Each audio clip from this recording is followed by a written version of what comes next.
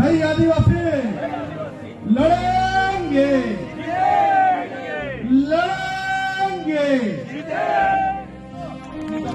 पट्टा उतरी जाओ તમારે અનુસૂચિત વિસ્તારમાં કામ કરવું હોય આદિવાસી સમાજના વિસ્તારમાં કામ કરવું હોય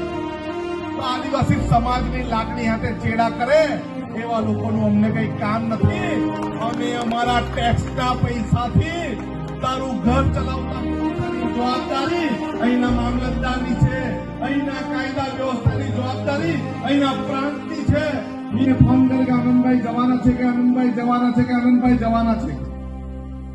એમણે કીધું આનંદભાઈ તો જાહેર તમારે રોકવું હોય તો રોકી લો કે આપણે સૌ આદિવાસી સમાજના છે અને ખેડૂતો છે